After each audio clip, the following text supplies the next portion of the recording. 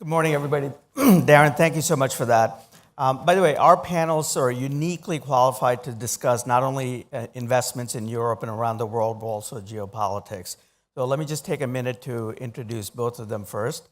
To my immediate left is Tony Gardner, who has had an absolutely fascinating career. He spent more than 2 decades working in U.S.-European affairs as a government official, lawyer, and investor.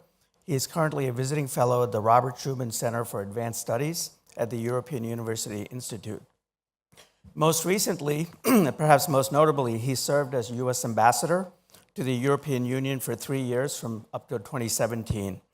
He was closely involved in the negotiations on the Transatlantic Trade and Investment Partnership Agreement, the Privacy Shield Agreement on transatlantic data flows, and transatlantic cooperation and financial regulations.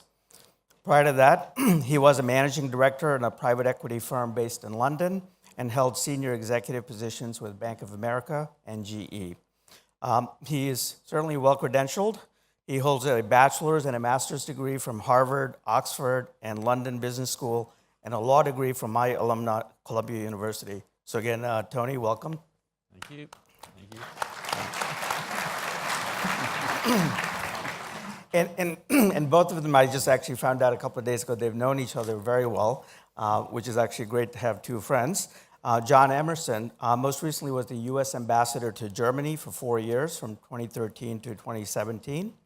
He was closely involved in addressing intelligence and privacy issues, Russian aggression in the Ukraine, and the refugee crisis. He also served on Barack Obama's Advisory Committee for Trade Policy and Negotiations. He recently joined Capital Group as a global relationship manager and vice chairman of the Capital Group International, and he was previously president of the Capital Group Private Client Services. Earlier in his career, John spent 4 years as deputy assistant to President Bill Clinton. He has also held the title of Los Angeles Chief Deputy City Attorney and was a partner at Mannett, Phelps & Phillips, one of the U.S.'s largest law firms. Similarly, John holds a bachelor's in philosophy from Hamilton College in New York State and a law degree from the University of Chicago. Again, both of you, please welcome to the program. All right. Thanks. So the world is a big place. We have about 30 minutes to cover it all. So we're going to start by, I guess, questions that almost cover everything. So I guess the first question that I have is, just if you look at within the past 12 to 14 months, we've seen the historic and divisive Brexit vote, abnormally divisive and heated elections in the U.S., France, Netherlands, and elsewhere, and what seems like an escalation in the number of market-affecting events, including cyber attacks, terrorism, wars, saber rattling, just to name a few things. All of these have contributed to unprecedented levels of news coverage, using the words uncertainty and a surge in web searches for that word. But given that backdrop, if you actually look at the VIX Volatility Index, it's at a near 2-decade low, and market is hitting all-time highs. So, Tony, we'll start with you. Can you help investors and asset managers reconcile these sort of facts? Well, you're right. So 23-year low in the VIX, which is maybe due to some technical factors, but it must also reflect the view of stock market investors that geopolitical risk is low, and that each of the risks that we can all identify, and there are many of them in Europe and globally, are of low probability. But at the same time, it's rather interesting. I just finished reading a number of McKinsey reports that indicated that companies are looking at the world a bit differently in terms of cash hoarding, in terms of the investments they're making. They're holding off on a lot of investments. You know this better than anybody. The investments in terms of percentage of GDP is actually declining, even though the aggregate number of investments are going up. And everywhere I go around Europe, I hear the same story. They're holding off, they're wondering, they're building up their protection for a number of events, whether it's immigration roaring back, or instability on the frontiers of Europe, whether it's the Middle East or the Balkans or Northern Africa. They're also worried about the Trump administration, what it means for Europe. So I think companies are looking at it differently. And another thing I'll mention to you, interestingly, in Germany recently, there were a few polls. John, I'm sure you know this better than me. the Allensbach Institute had a couple of polls which indicated against this interesting dichotomy. On the one hand, the Germans are feeling great about their economy. Unemployment is incredibly low, historic lows. Performance is high, but fear is still very, very high. In fact, higher than it's ever been, I think, since 2011. Why? Because of terrorism, because of uncontrolled immigration, and fear that the future is not going to be as good for their children than it was for them. So there's an interesting dichotomy here. Stock market investors appear to thinking risk is low, but companies are clearly worried. John, from your perspective? Well, you know, we live in an interesting world. We live in a world with 24/7 news cycle where breathless reporting of breaking news occurs about every 17 minutes. We live in a world where, with the interconnection that social media brings about and this news cycle, a terrorist attack anywhere is a terrorist attack everywhere.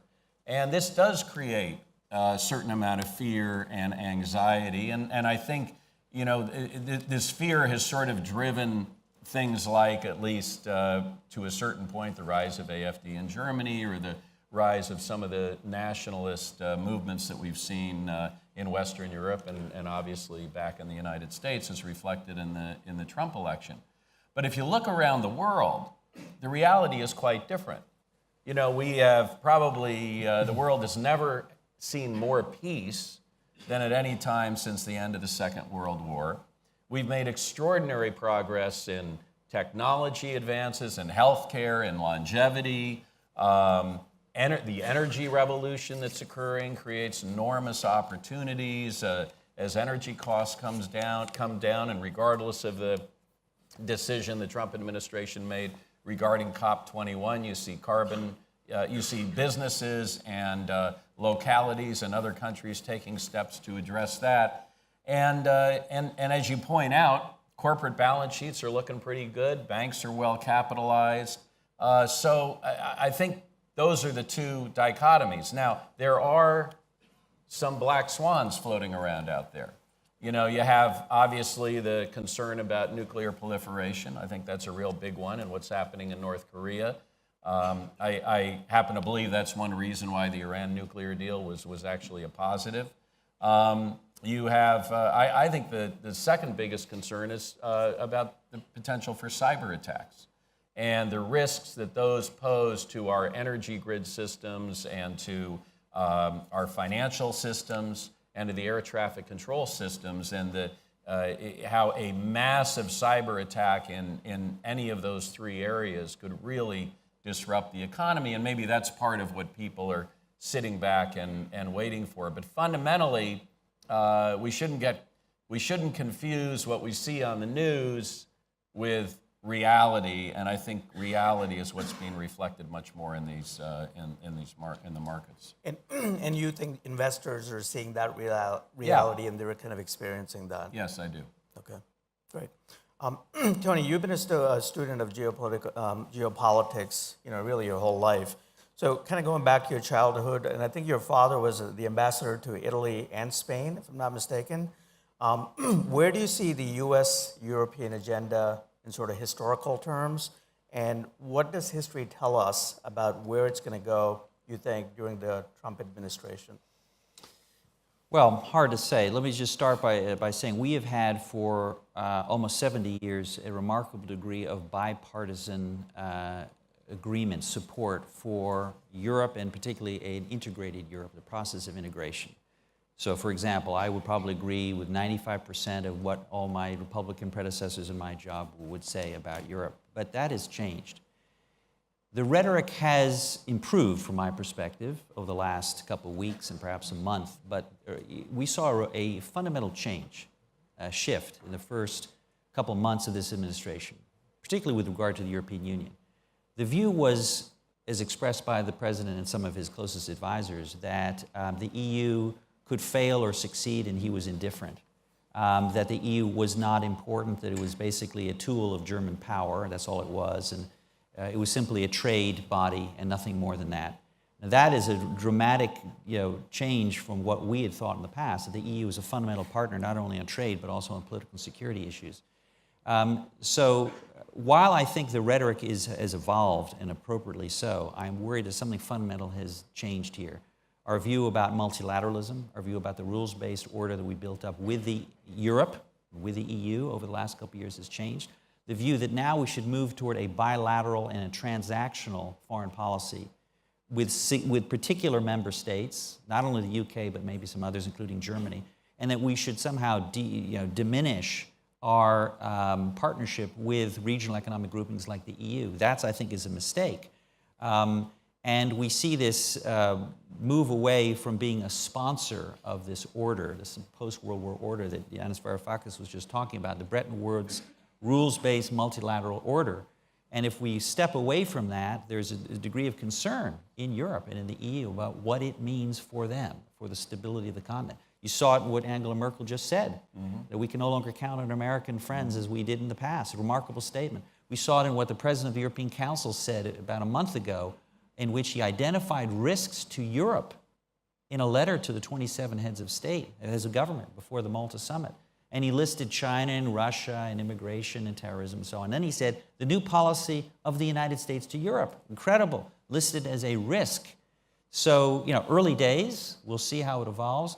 But I would argue that even if you wipe away some of the rhetoric, there is something different now that's happened. And John, what are your thoughts, I guess both as a diplomat, but also as an asset manager? How do you look at this in historical terms? Well, I mean, first of all, I agree with and endorse absolutely everything that Tony has said. I think this is one of the reasons that we're beginning to see greater anxiety in Europe about the Trump administration and about where we're headed. My fear is that while the rhetoric has gotten better and he has surrounded himself with some very committed internationalists in the foreign policy arena, which is good, there is a fear that as we withdraw from a leadership role in the world and from international engagement, that could create a vacuum, and a vacuum that I think the Chinese are only too happy to fill, and a vacuum that, quite frankly, plays into Vladimir Putin's geostrategic objectives of trying to drive more of a wedge between Europe and the United States. That being said, the reality is it is very much in the United States' economic interest to have a close working relationship, a close business relationship with Europe.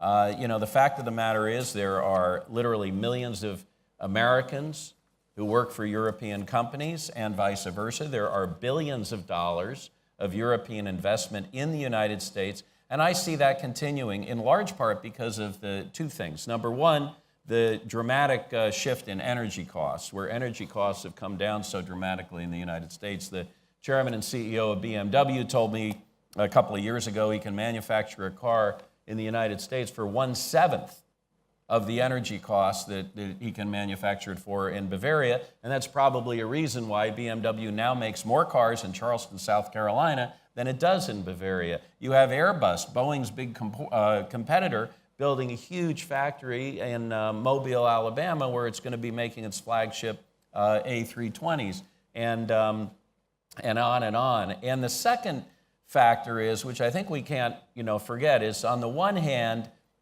you have the concerns coming out of the Trump administration's approach to these multilateral organizations and our relationship with Europe. On the other hand, you have an administration that's very committed to reducing rules and regulations that make it more challenging to conduct business in the United States. And I mean, next week, the Select USA conference is going to be happening in Los Angeles, which is a continuation of the Obama-created effort to make it easier to break through red tape, to make it easier for European companies to invest in the United States. So I think as a result of both the reduction of regulations that will be coming and has already started, and issues such as the energy cost and the effort to kind of cut through this red tape, that there'll be some pretty good investment opportunities coming down the road. Great. And Tony, from your perspective, what's the view of the changing role of the U.S. leadership and its effects on the U.S. European economy? And again, really thinking about it more from a investments and capital flow and economic flow, how do you see that changing? Well, let's remember, it may be a 4-year term, it may be longer, but companies, in order to shift investments, it takes obviously years to do it. And I talk to a lot of businesses who are wary about making big decisions now based on really imperfect information, particularly since we have a White House, maybe I'm sounding slightly partisan, that where policies seem to change quite often. There's a degree of erratic behavior here. But what I would say is this, that in Europe and globally, investors obviously like predictability, they like stability. The United States has provided that for decades. Security for Europe, clear support for NATO, Article 5 commitment to defend all the members of NATO, and has been, as I mentioned before, just being the sponsor of the system, the rules-based system. Now, that looks like it may be falling away. The impact of that in 4 years may be limited, but here I just want to mention one area which I think might well have a shorter impact and more immediate impact on businesses and how they are going to be doing business in the future, particularly those who rely on complicated supply chains, and that is trade, international trade. The watershed moment for me came when this administration decided to walk away from the Paris Agreement, even though it'll take 3+1 years. It's an important decision because it illustrated the kind of calculus that this White House is entering into in terms of why the decision was taken, what voters are important for this administration. And I think that same calculus may translate into the realm of trade, because if you look at where this White House can take action that will appeal to his voter base, it will surely be in trade. Every president has a rich toolbox of laws that prior presidents have used to implement unilateral trade restrictive measures. We see what's happening in aluminum and in steel in terms of the investigations and in timber under the 1962 Trade Act. And if we're going down that road, Europe, particularly European businesses, are going to be very concerned about the possibility of trade frictions between Europe and the United States and globally. So I think that could be an immediate impact. Can I jump in on that? Yeah, please, yeah. I mean, first of all, I agree with that 100%, and I actually think this idea of Donald Trump resisting advice that I think he has been getting from Gary Cohen and others who would probably want to see us go in a different direction, and sort of doubling down to the base, kind of the Bannon approach, is going to continue. Because my sense is his ultimate insurance policy politically, when he's in the midst of these Russian investigations and all that, is the strong and unwavering support of that base, which candidly, members of Congress, particularly on the Republican side, are not going to want to get in the way of, or not going to want to mess with. And so I think we're going to see a little bit more of a doubling down in that direction, which just underscores the point that you're making. I also think that Minister Varoufakis made a very important point, which is that the price, or the reason we're paying the price of these nationalist movements and all that we see in Europe and the America First dynamic that we've seen in the United States is because we have ignored for too long the fact that the rapid pace of globalization and automation and technology, while important and job creating in its own right, has also left behind vast swaths of society and sectors of our economy, places in our economy where people haven't been able to take advantage of this transition. And they're angry about it.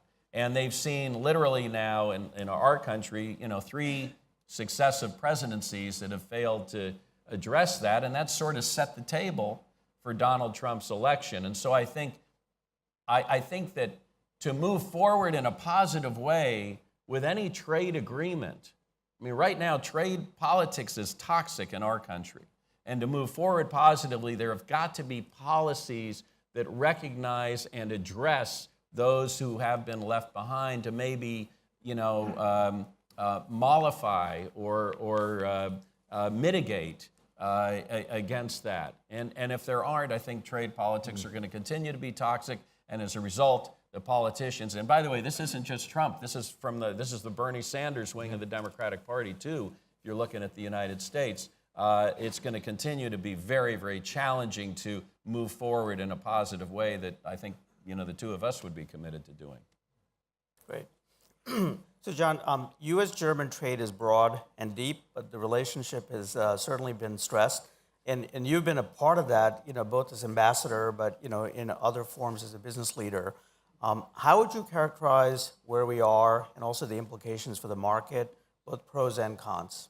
Well, I think first of all, the rhetoric that has come, I think, largely from the newly elected president, vis-a-vis Germany and the trade surplus with the United States is somewhat misguided. I think there is a big difference between a country that runs a trade surplus because it has low wages and low standards and maybe even some level of control over its currency, and a country that runs a trade surplus because notwithstanding the fact that it has high wages and high standards, because it makes the kinds of things that Americans want to buy. And that's sort of what's, I think, the situation here with Germany. So it's unfortunate that we've been caught up on that, and I think that in the bilat between Merkel and Trump that took place in March back in Washington, D.C., where she brought a number of leaders of German industry to sort of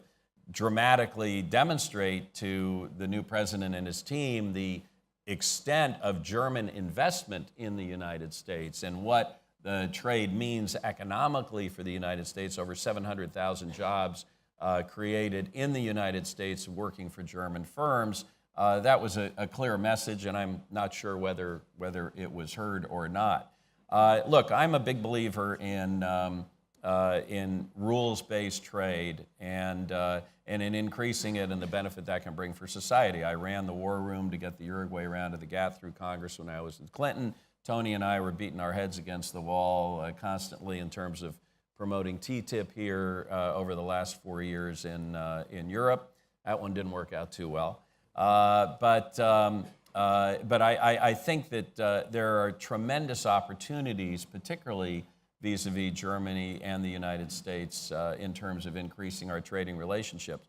That being said, there is a level of opposition in this country that is somewhat surprising.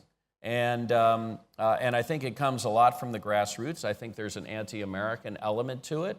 I think the TTIP movement forward was hurt by the fact that the TTIP negotiations began at about the same time the NSA scandal was in full throttle.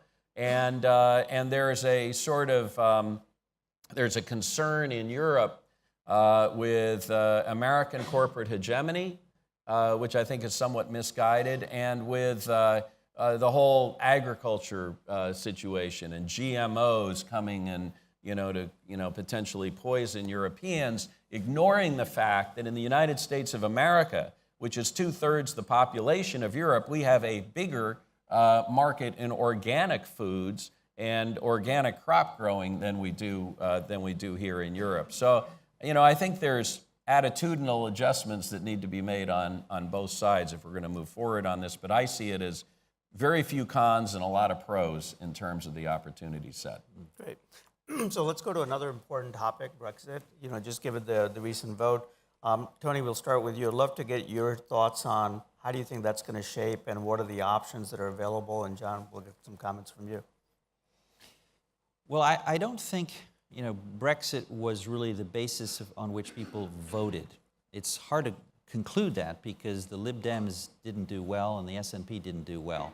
But what's clear is that the impact of this vote is going to have a significant impact on soft or hard Brexit, because what's clear, and Varoufakis was just saying it, there is no majority in the House of Commons now for the hard Brexit that was sketched out by Prime Minister May, i.e.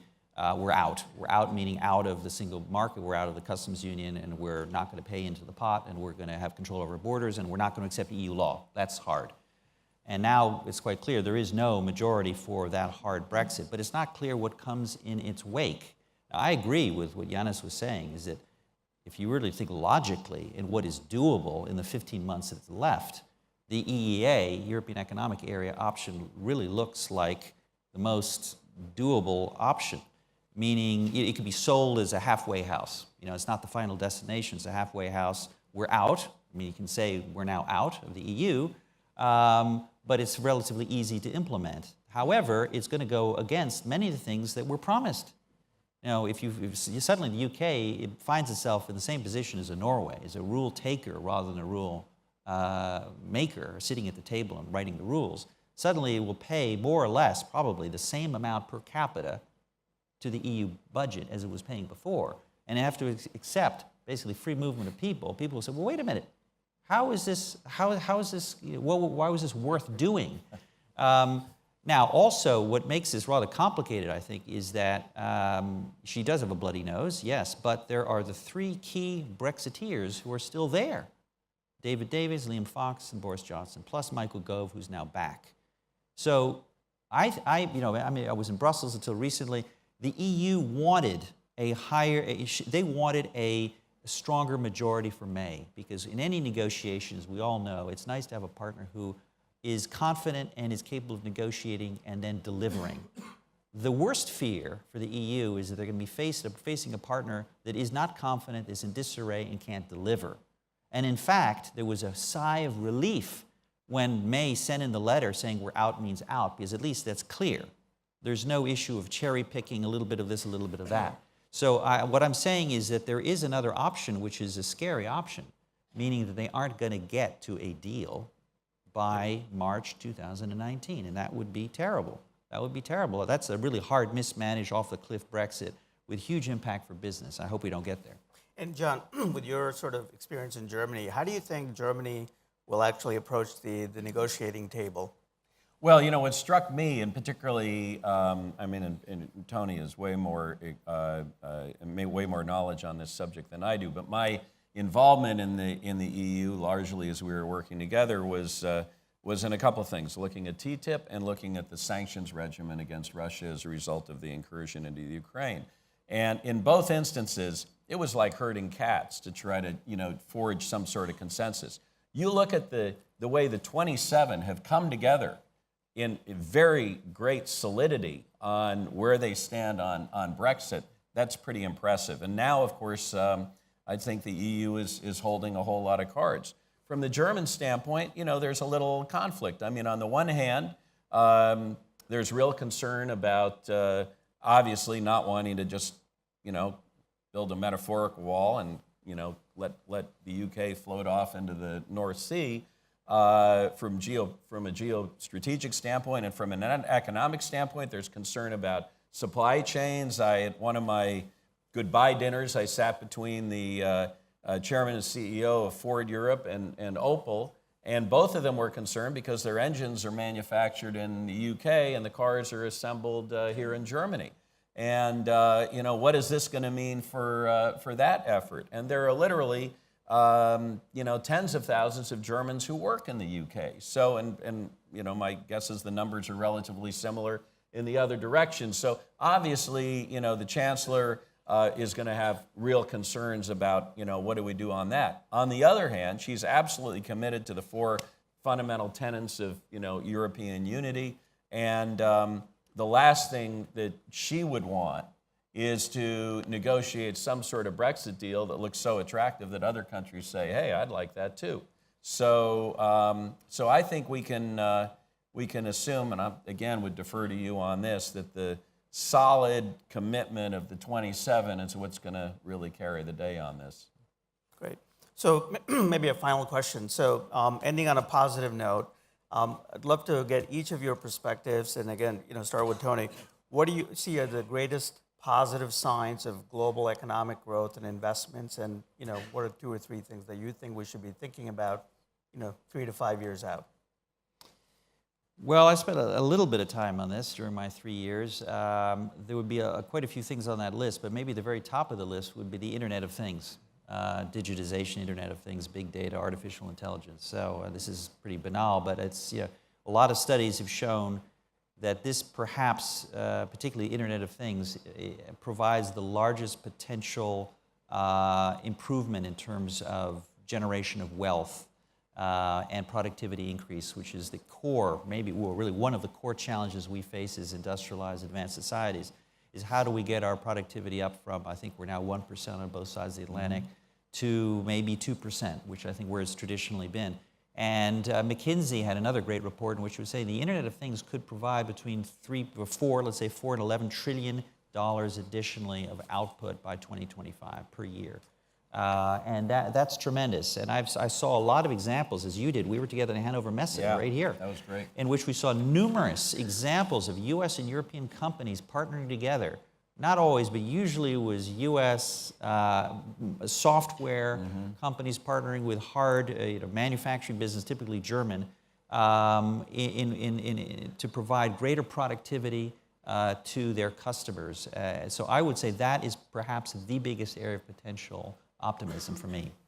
I would certainly endorse that. I would only say one thing, that again, and this maybe comes from part of my experience with dealing with intelligence here, I do worry about the vulnerability from a cyber attack standpoint of the Internet of Things, the ability of someone to hack into a car that's self-driving, or you can just let your imagination go wild on it. There was one incident where a local energy or power system was shut down through baby monitors not too long ago in a community in the States. So I think these are the kinds of things that as we're embracing the excitement and the energy of Internet of Things, let's not forget about some of the risks and vulnerability there too. I would add to that the energy revolution.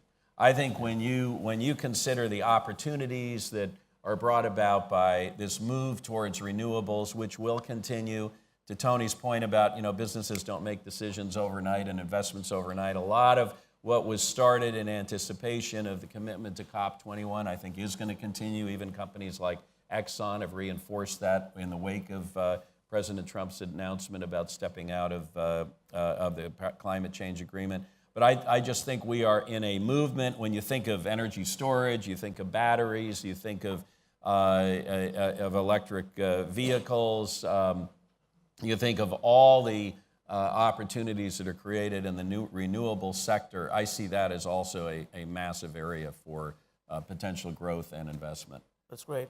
Well, thank you, Tony. Thank you, John. Really appreciate your comments and being here on the panel. And I'll hand it back to Darren. Please join me in thanking John, Tony, and Samir.